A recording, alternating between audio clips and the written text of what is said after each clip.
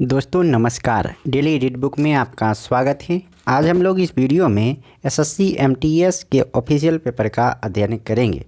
आज का जो पेपर होगा वो 27वां पेपर होगा, यानी इससे पहले हम लोग 26 पेपर का अध्ययन कर चुके हैं। अगर आपने नहीं देखा है तो चैनल के प्लेलिस्ट से आप देख सकते हैं। इसके अलावा एसएससी सीजीएल 2021 के जो 21 शिफ्ट में एग्ज़ाम हुआ था उन सारे पेपर का भी अध्ययन हो चुका है, तो आप वो भी देख सकते हैं। और आरआरबी एनटीपीसी सीबीटी 1 में 135 शिफ्ट का एग्ज़ाम हुआ था, तो उन सारे प्रश्नों को भी हम लोग पढ़ चुके हैं। तो अगर आप देखना चाहते हैं तो चैनल के प्लेलिस्ट से आप देख सकते हैं। आज का जो हम पेपर पढ़ेंगे एमटीएस का पेपर है और यह 27वां पेपर है। हमारा टारगेट है टोटल 42 शिफ्ट को कंप्लीट करने का। तो चलिए आज का पहला प्रश्न स्टार्ट करते हैं। पहला प्रश्न है, बेनिया जलप्रपात भारत के किस राज्य में स्थित है? बेनिया जलप्रपात है मेघालय में स्थित। बेनिया जलप्रपात कहाँ है? मेघालय राज्य में स्थित है। चुरही, मांडेली और किन्थाली निम्नलिखित में से किस राज्य में बोली जाने वाली बोलियां हैं? तो ये हैं हिमाचल प्रदेश में बोली जाने वाली बोलियां, चुरही, मांडेली और किन्थाली। अगला प्रश्न है, एमनेस्टी नामक पुस्तक के लेखक निम्नलिखित में से कौन हैं? तो ये हैं अरविंद अडिगा। एमनेस्टी नामक पुस्तक के लेखक हैं अरविंद अडिगा। प्राचीन शहर हम्पी डैश साम्राज्य की राजधानी था? तो प्राचीन शहर हम्पी था विजयनगर की राजधानी, जो कि अभी वर्तमान में कहाँ में है? कर्नाटक में स्थित है। पोकोड झील निम्नलिखित में से किस भारतीय राज्य में स्थित है? पोकोड झील है केरल राज्य में स्थित। पोकोड झील कहाँ स्थित है? केरल राज्य में स्थित है। घेरिया नृत्य निम्नलिखित में से किस राज्य से संबंधित है? तो घेरिया नृत्य का संबंध है गुजरात से। ऑप्शन 4 सही होगा। निम्नलिखित में से कौन सा प्राकृतिक गैस का एक प्राथमिक घटक है? प्राकृतिक गैस का एक प्राथमिक घटक है मीथेन। भारत सरकार से पद्मश्री पुरस्कार प्राप्त करने वाले पहले खिलाड़ी निम्नलिखित में से कौन हैं? ये हैं बलवीर सिंह दोसांझ। बलवीर सिंह दोसांझ भारत सरकार से पद्मश्री पुरस्कार प्राप्त करने वाले पहले खिलाड़ी हैं। भारतीय संविधान का कौन सा अनुच्छेद राज्यों में राज्यपालों का प्रावधान करता है? तो ये प्रावधान करता है अनुच्छेद 153। सिडबी का पूर्ण रूप क्या है? सिडबी का पूर्ण रूप है small industries development bank of India. SIDBI का पूर्ण रूप है। मेघालय का लोकप्रिय पारंपरिक नृत्य त्यौहार साद सुख डैश के रूप में मनाया जाता है?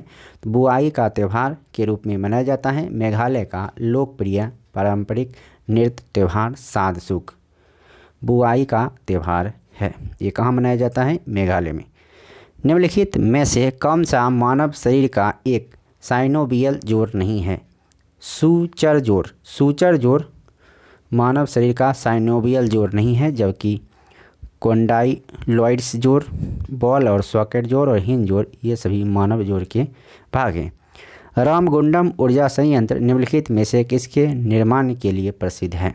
रामगुंडम ऊर्जा संयंत्र थर्मल पावर के लिए यानी तापीय ऊर्जा की से संबंधित है।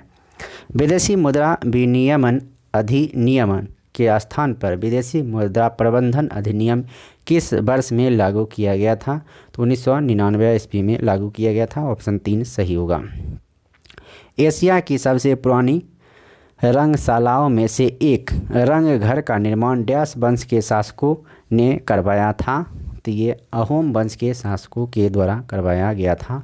ऑप्शन 4 सही होगा। डैश 2008 में ऑरेंज बाउल टूर्नामेंट में अंडर 18 का खिताब जीतने वाले पहले भारतीय थे? ये थे यूकी भांबरी। ऑप्शन 1 सही है। अगला प्रश्न है क्वेश्चन नंबर 18, भारतीय कम्युनिस्ट पार्टी मार्क्सवादी का गठन किस वर्ष में किया गया था?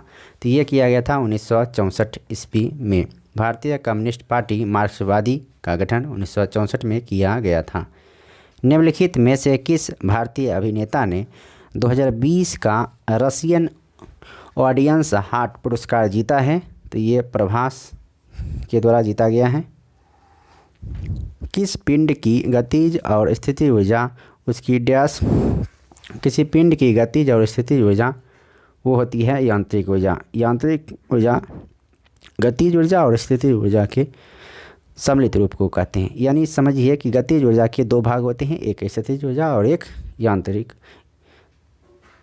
एक गतिज ऊर्जा।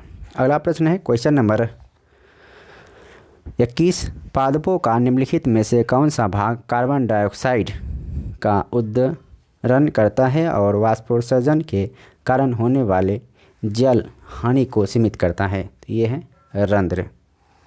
अगला प्रश्न है who among the following is the author of the book dollar बहू? तो डॉलर बहू के लेखक कौन है? सुधा मूर्ति हैं। अंग्रेजों द्वारा पहली फैक्ट्री की स्थापना 1651 में डैश नदी के किनारे की गई थी? तो ये हुगली नदी के किनारे किया गया था।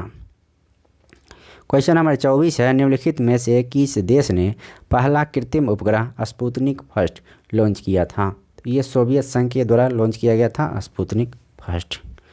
अगला प्रश्न है जुलाई 2020 तक की स्थिति के अनुसार जिन कर्मचारियों का मासिक वेतन डैश या उससे कम है वे ESI अधिनियम के तहत आते हैं? इसका सही जवाब होगा 21,000। तो इस वीडियो में इतना ही, फिर मिलते हैं नेक्स्ट वीडियो में। तब तक के लिए नमस्कार, जय हिंद। वीडियो अच्छा लगा तो लाइक कीजिए और चैनल पर नए हैं तो चैनल को सब्सक्राइब कीजिए, क्योंकि हम जो ही अब 28वां पेपर करेंगे तो आपको नोटिफिकेशन मिल जाएगा। तो ये सब्सक्राइब करने के साथ साथ बेल आइकन को ज़रूर दबाइएगा। फिर 28वां पेपर में आपसे मुलाकात होगी। तब तक के लिए नमस्कार, जय हिंद, वंदे मातरम।